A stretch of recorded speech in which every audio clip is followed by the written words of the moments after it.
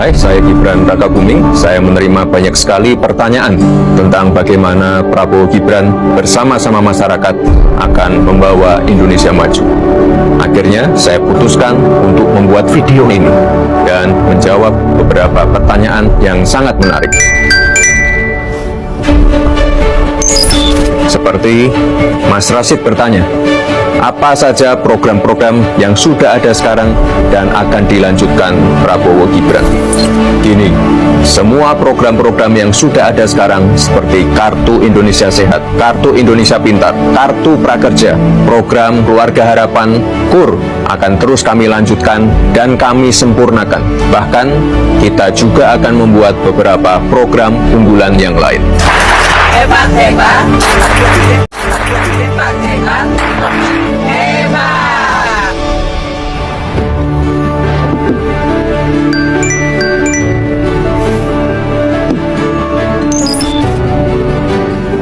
Mbak Tia penasaran, makan siang gratis dan susu gratis itu gimana sih ceritanya? Program ini adalah program yang paling dibutuhkan oleh anak-anak Indonesia dan ibu-ibu yang sedang hamil. Untuk membangun generasi emas, kita butuh anak-anak yang sehat.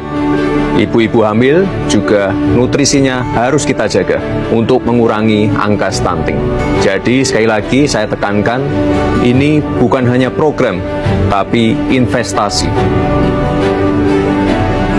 Selain itu, program ini dapat menjadi stimulan untuk memajukan UMKM, pemilik warung makan atau warteg. Kesejahteraan mereka membaik, roda ekonomi berputar, dan tentunya gizi anak-anak dan ibu hamil lebih terjamin.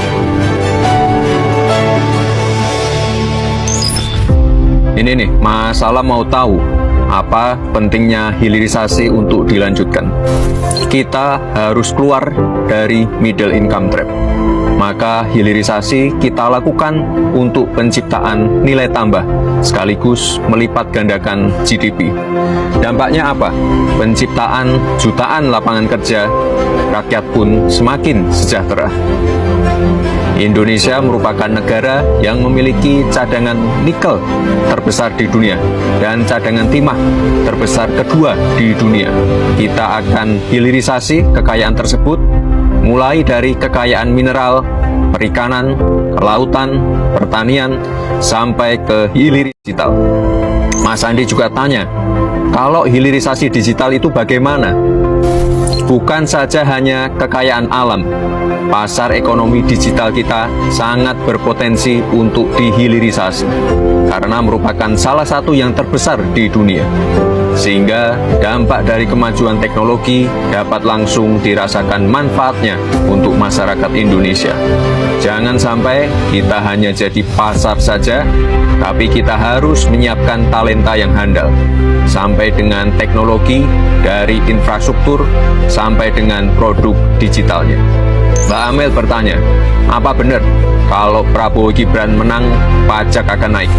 Nah ini nih, banyak yang salah mengartikan. Menaikkan rasio pajak itu berbeda dengan menaikkan tarif pajak. Lalu bagaimana cara kita menaikkan rasio pajak?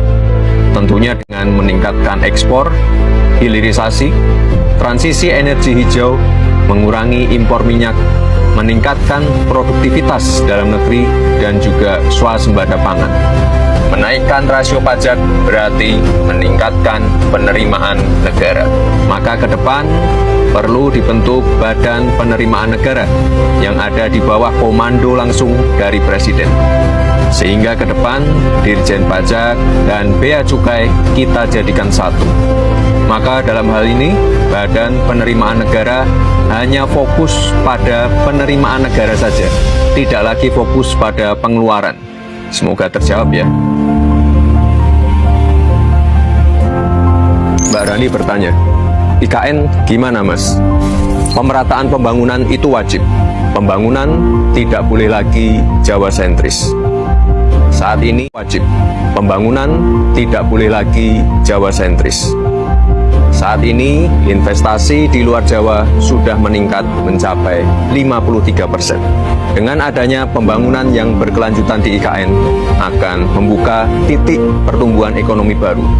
meningkatkan akses dan konektivitas, serta membuka lapangan kerja. IKN ini bukan sekedar membangun gedung pemerintahan, tapi merupakan cikal bakal pemerataan pembangunan Indonesia. IKN adalah showcase transformasi pembangunan Indonesia. Jadi, boleh nggak Indonesia maju? Boleh. Boleh nggak Indonesia sejahtera? Boleh. Boleh nggak Indonesia bahagia? Boleh. Boleh nggak Prabowo Gibran? Boleh dong. Prabowo Gibran. Wes udahan syutingnya ya, saya mau kerja.